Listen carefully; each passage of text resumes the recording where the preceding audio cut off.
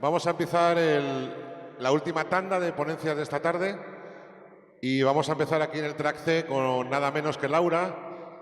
Laura es una joven, eso salta a la vista, diseñadora, desarrolladora más bien web de Bilbao, con lo cual ya tiene la mitad ganado.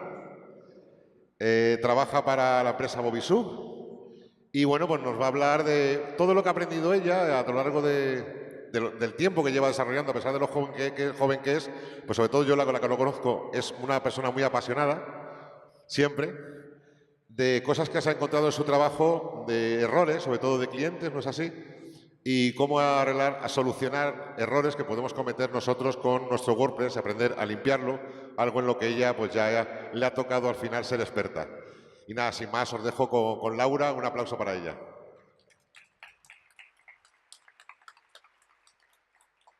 Bueno, hola a todos.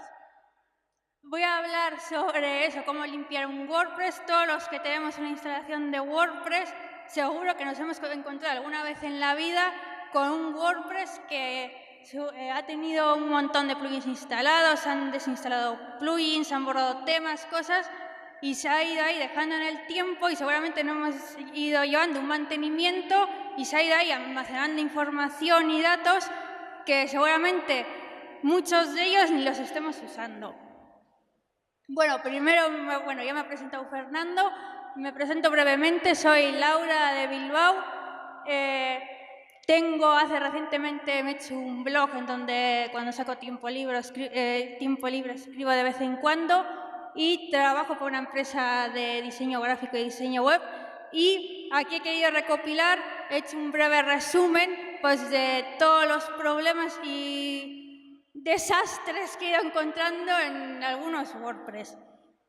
Vale, empezamos. He querido hacer aquí una división de tres cosas que yo creo que es, básicamente, esto es lo que forma parte de una instalación de WordPress. Y también, aparte, lo he querido dividir en tres porque esto o puede estar en el mismo servidor o podría estar en diferentes servidores, por ejemplo, en una AWS. Por una parte, podríamos tener la base de datos en un RDS o Aurora, luego estarían los archivos de configuración, que es donde están los PHP, HTML, CSS, JavaScript, que eso lo tendríamos en un EC2, por ejemplo, y luego los elementos multimedia, que ahí aquí es lo que más pesa, que es ya las imágenes, PNG, JPG, PDF, MP4, y he puesto ahí aparte el tema de copia de seguridad de archivos de caché porque ahora os voy a contar al final de aquí de la ponencia dos cosas que me encontré que tenían tela. Vale, empezamos con la base de datos. Aquí he puesto una captura de pantalla de las 12 tablas que tiene una instalación limpia de WordPress cuando la instalamos en nuestro servidor. Y he puesto esa captura porque es una instalación simple, sencilla. Si es un multisite tendrá más, pero no me he querido meter en multisite porque si no necesitaría otra ponencia para hablar de ello. ¿Vale?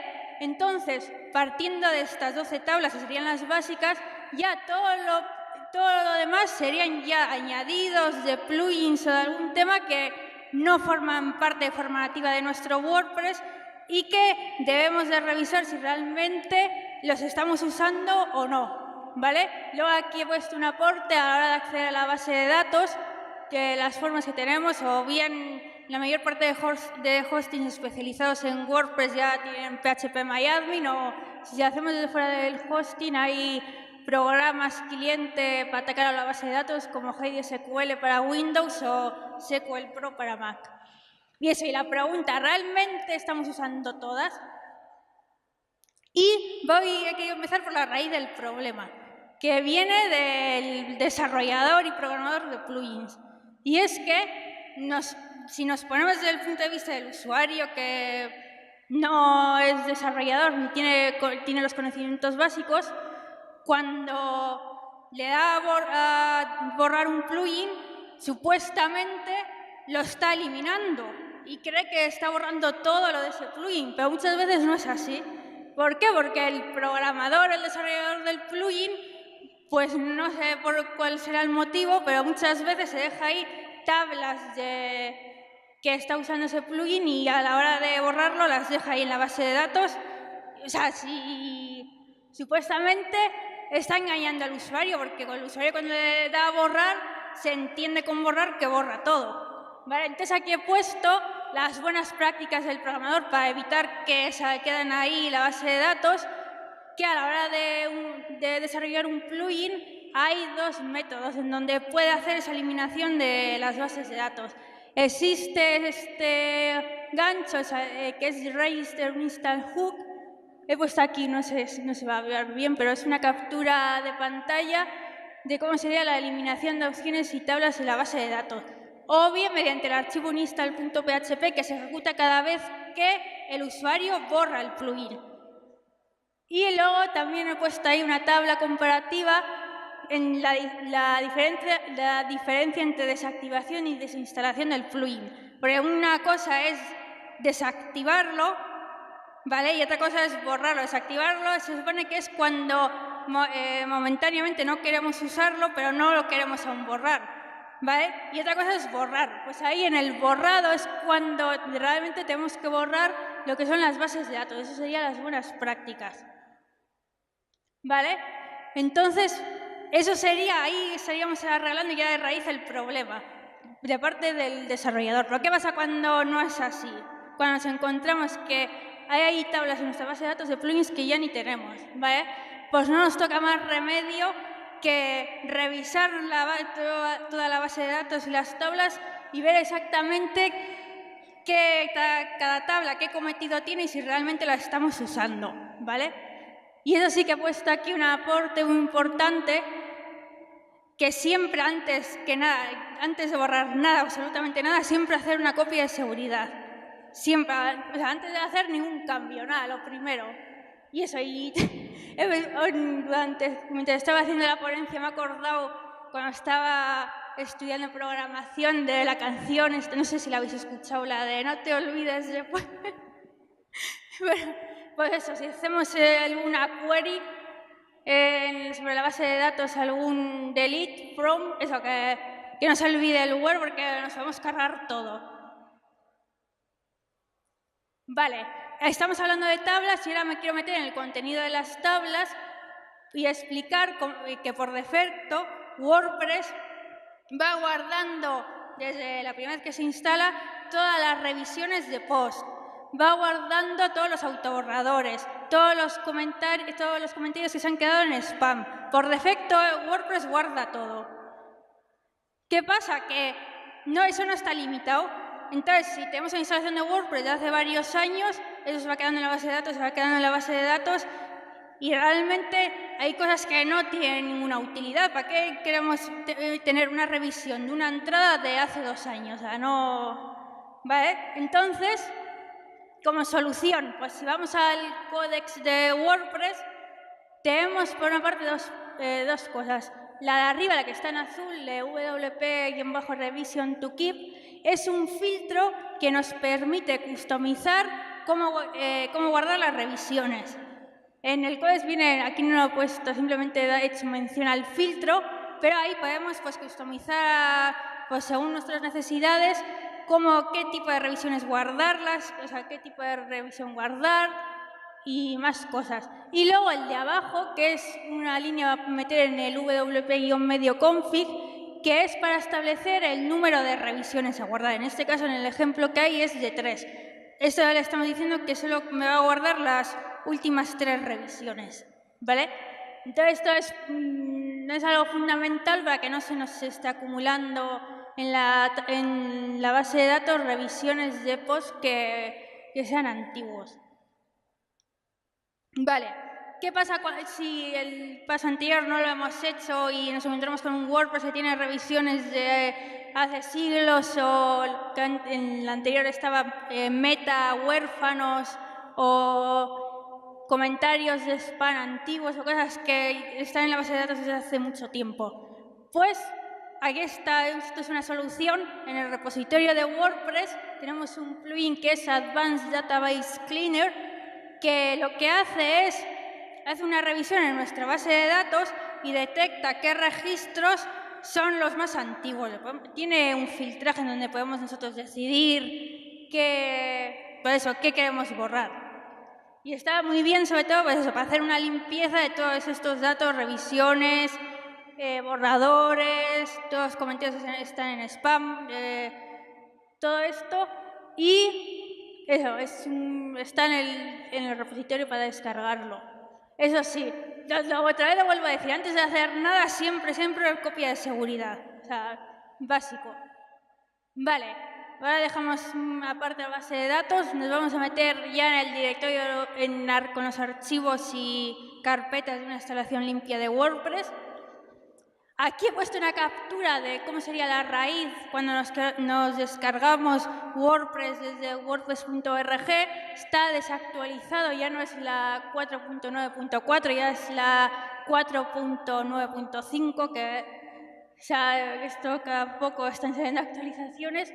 ¿Vale? Entonces, una buena, que lo he puesto aquí, a la hora de ver si los archivos que tenemos, cuáles son de propio WordPress y cuáles son ya de añadidos de plugins y temas, un buen método es, pues vamos a revisar, a comparar con estos archivos, que es una instalación limpia de WordPress, a ver cuáles son iguales o cuáles no están ahí.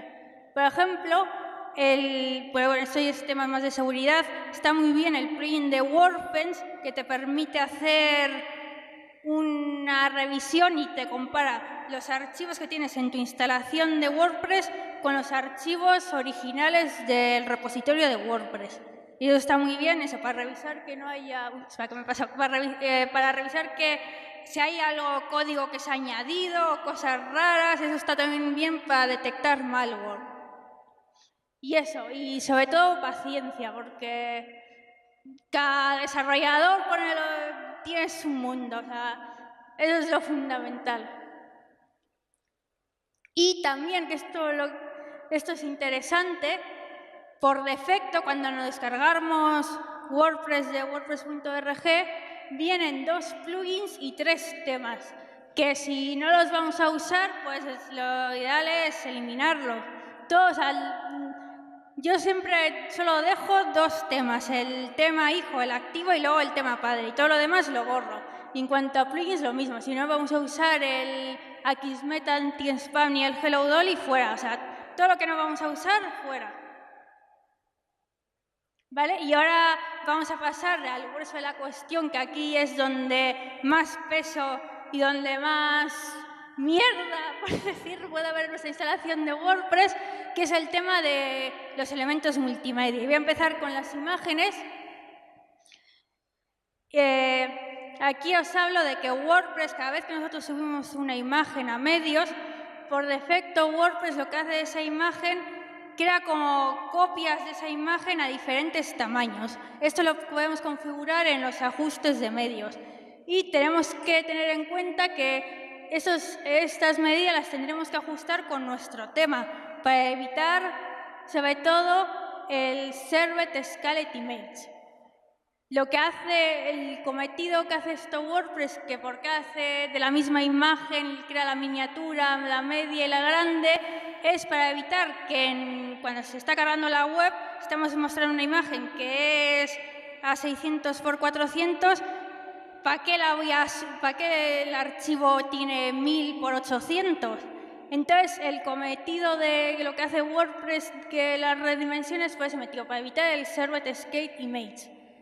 Así que ahí vemos la configuración de nuestro tema para ver cuáles son los tamaños de las imágenes a los que los muestra nuestro tema, y así nosotros en este apartado podemos ajustar el tamaño para evitar el Servlet Scaled Image. Esto es una captura del GTmetrix, que el GTmetrix te dice si estás mostrando imágenes muy grandes. Vale. Ahora vamos a pasar al tema de optimización de las imágenes. Aquí he puesto 3 normas básicas. La primera, para web, siempre las imágenes en una resolución de 72 píxeles por pulgada. Eso es súper importante. O sea, yo he encontrado en webs imágenes de 300 que ya son para impresión. O sea, siempre revisar eso, porque poniéndolos a 72, o sea, es lo que hay que hacer y nos vamos a ahorrar un montón de peso dentro de la propia imagen. Vale, luego lo de controlar el tamaño de las imágenes, bueno, esto ya es básico. O sea, yo me he tomado imágenes directas de la cámara de fotos, que se ve el modelo, o sea, fuera. O sea, los tamaños de las imágenes siempre hay que subir el más grande, el que se vaya a mostrar en la web, para que luego WordPress ya cree los diferentes tamaños y esté todo lo más optimizado posible. Y luego, siempre nosotros, a la hora de subir una imagen a nuestra web, la pasamos por el TinyPNG, que es una herramienta online gratuita. Bueno, es freemium.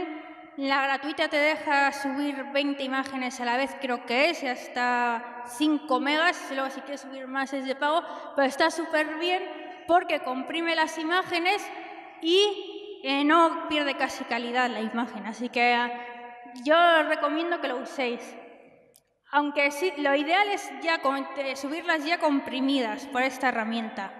Luego os voy a enseñar un plugin, que ya hay varios plugins, para hacer este proceso ya dentro de la propia instalación. Vale, y ahora os voy a pasar una lista de plugins que están muy bien, que nos van a ayudar a limpiar. ¿Qué pasa cuando no hemos tenido en cuenta lo anterior? Pues está a la salvación el plugin Samnity, que nos permite cambiar ya imágenes subidas a nuestro WordPress en bloque. Y está súper bien en caso de que nos hemos encontrado WordPress, ya que las imágenes son gigantes y no tienen solución, pues simplemente nos lo descargamos del repositorio y ahí podemos cambiar el tamaño de las imágenes de forma automática. Luego, lo que os comentaba antes, ¿qué va si no se han subido ya comprimidas las imágenes, por ejemplo, con el TinyPNG? Pues existen varios, este es uno de ellos, lo he puesto porque es personalmente los que más me gustan. Hay en el repositorio varios plugins que lo que hacen es optimizar ya las imágenes cuando se suben a la instalación de WordPress. Este me gusta porque encima te permite elegir el nivel de compresión. Tiene normal, agresiva, ultra. Aunque a veces yo la ultra no la suelo poner porque me han salido algunas imágenes, me las ha pixelado un poco. Con la normal ya está bien. Y también, que no lo he puesto así, pero permite también hacer compresión masiva de fotos que ya están subidas a la instalación de WordPress.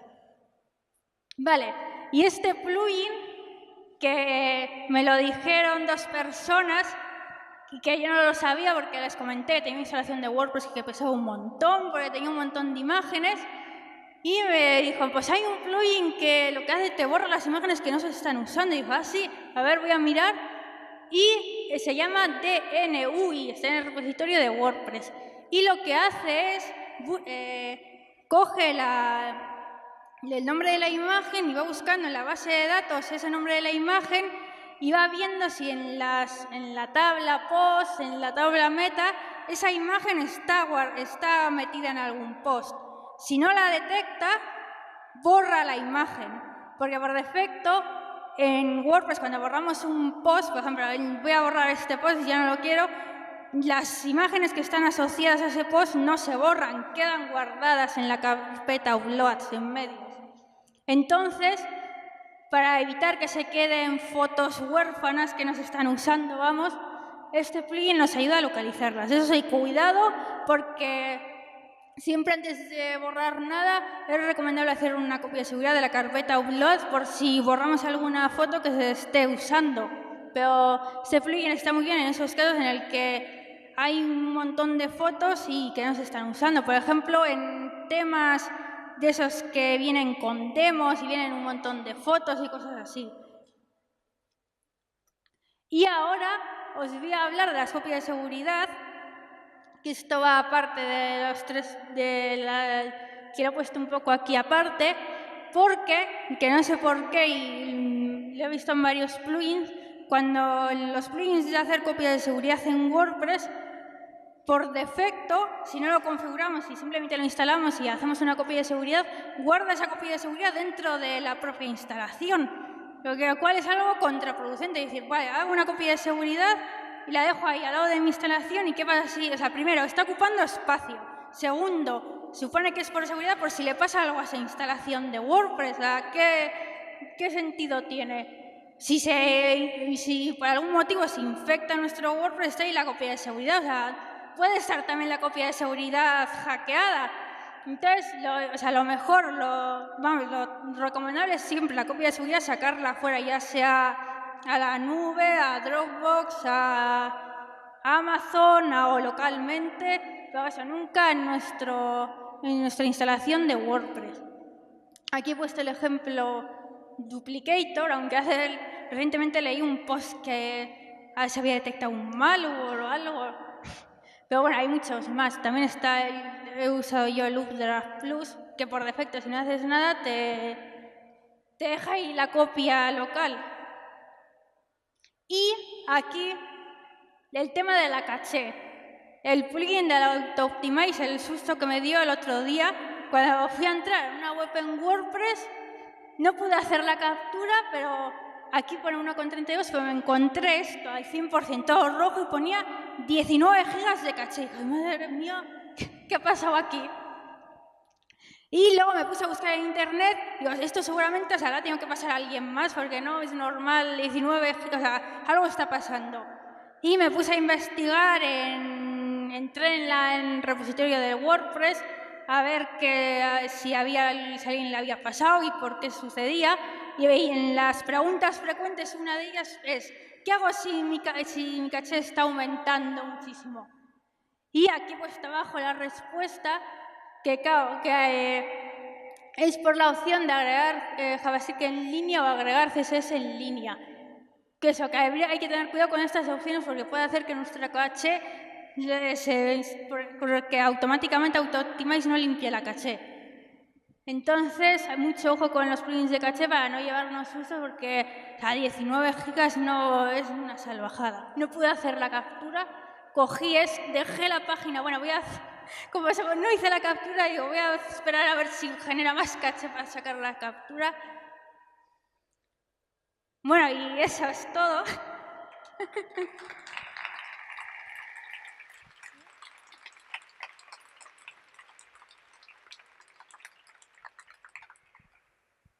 ¿Alguna pregunta? Bueno, si tenéis alguna preguntita, me acerco con el micro. Sí, por aquí.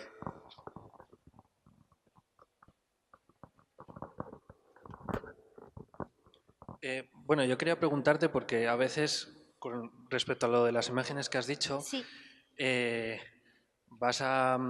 dices, tú quieres subir una imagen que sea de calidad y que se vea tanto en el móvil y que se pueda descargar, pero también que si la ves en un iMac de 5K y es full screen, se vea también bien. Pero luego te vas al GTmetrix y te dice que no, que la cambies, que le bajes de resolución y todo eso. Bueno, eso en teoría es porque no se está mostrando en toda la resolución, pero no sé esas medidas cómo va. O sea, yo si pongo una imagen de fondo y la pongo a 1080 en un ordenador de 5K, una pantalla de 5K, sí que se verá pixelada.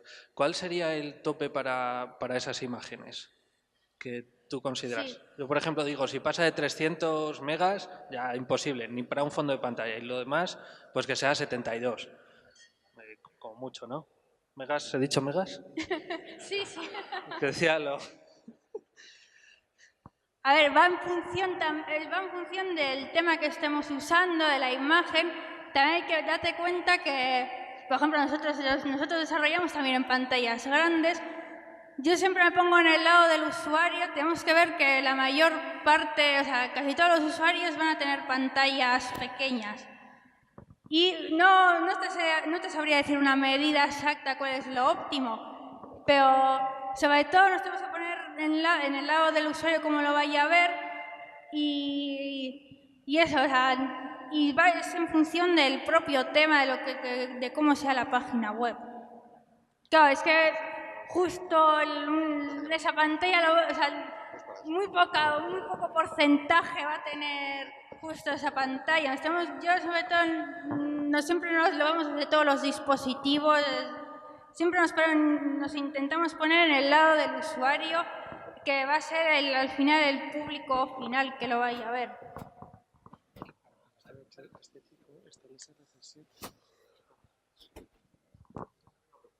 Gracias por la charla. Has mencionado el plugin, no me llega a la vista y no me ha dado tiempo a tomar nota, para revisar las imágenes que están subidas y si no están indexadas, eliminarlas, ¿no? ¿Qué te indexa? ¿A nivel interno las páginas, o sea, las fotos subidas al WordPress solamente o hace un escaneo de toda la red? O sea, estoy pensando en las imágenes que se suben a lo mejor para enlazar en un boletín y no se enlazan dentro a nivel interno, sino que es para un envío. ¿Eso también lo revisaría? Creo que, o sea, indexa todas las imágenes que están en uploads. Según he estado revisándolo, es solo las de uploads. Entonces va revisando en la base de datos, en la de post y meta, si esa URL de la imagen está asociada a algún post que haya. ¿Tenemos aquí alguna más? Te quería preguntar por un plugin para limpiar la base de datos de plugins que han sido borrados y que en realidad te dejan ahí como Wisilla, creo que yo me he encontrado en las tablas, me ha dejado ahí todo el pozo y tengo, no sé, si me puedes decir algún plugin para que limpie fiable.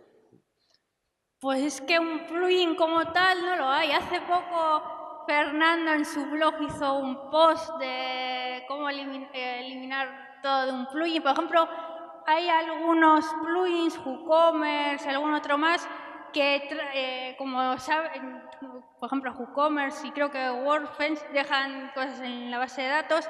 Y entonces han lanzado, ya no me acuerdo muy bien, pero algo para eliminar completamente, el propio desarrollador del plugin ha desarrollado algo para eliminar completamente su plugin. Pero como tal, si los propios desarrolladores no han hecho nada, al final no tienes más remedio que hacerlo tú, o sea, que buscarte la vida, o sea, no hay otra forma. Así que cada desarrollador es un mundo, es imposible que haya un programa que sepa qué tablas de la base de datos no se están usando. Hay algún, eso que te comenté, WooCommerce, alguno más que ha desarrollado ya una herramienta para poder borrar todo lo suyo. Una última pregunta, ¿hay por ahí? Dos.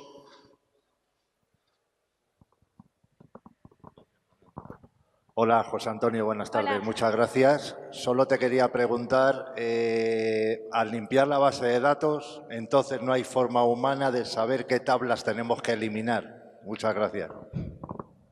Pues lo que comentaba antes, que ya de cuenta que es en función de cómo esté desarrollado. Al final los desarrolladores son los que han programado el plugin y han puesto ahí sus tablas y son ellos los que saben. Al final nosotros somos los que vamos a ver en nuestra base de datos y tenemos que ver y analizar a qué tabla corresponde a cada plugin. Por ejemplo, si normalmente los nombres de las tablas vienen la referencia del nombre del plugin y luego suele venir también el cometido. Por ejemplo, si hace referencia a los usuarios es users, si hace referencia a emails, o sea, normalmente lo ponen así para que nosotros lo veamos, pero no existe un programa que detecte todo. O sea, te das cuenta que hay un montón de plugins y cada plugin está desarrollado de su manera y hace sus tablas en la base de datos y no hay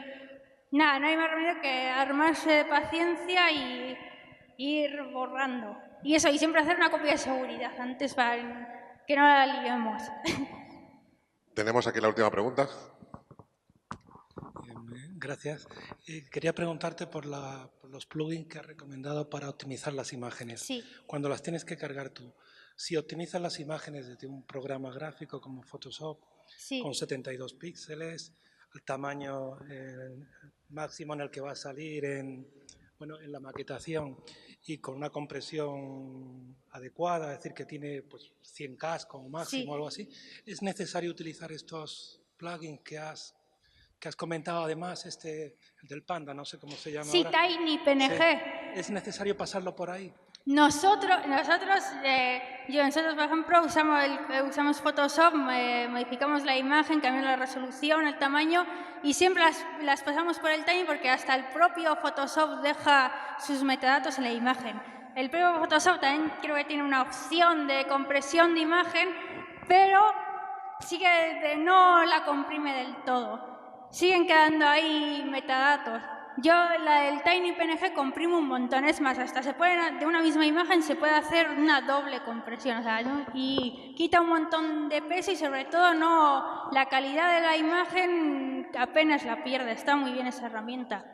Por ejemplo, yo cuando que he estudiado un poco Android, programación para móviles, es esa la que nos recomendaron para todas las imágenes que descargábamos en la app, siempre pasarla por el TinyPNG y 2 o 3 veces para quitar todo lo posible, porque en las apps hay que estar, o sea, las imágenes tienen que ser lo más optimizadas posible. Bueno, pues muchas gracias, Laura, por parte de la organización. Te agradecemos mucho tu ponencia. Tenemos un detallito para ti. Y a todos vosotros, muchas gracias. Un fuerte aplauso para Laura. Y aquí la tenéis para hacerle las preguntas que sé que se han quedado en el tintero.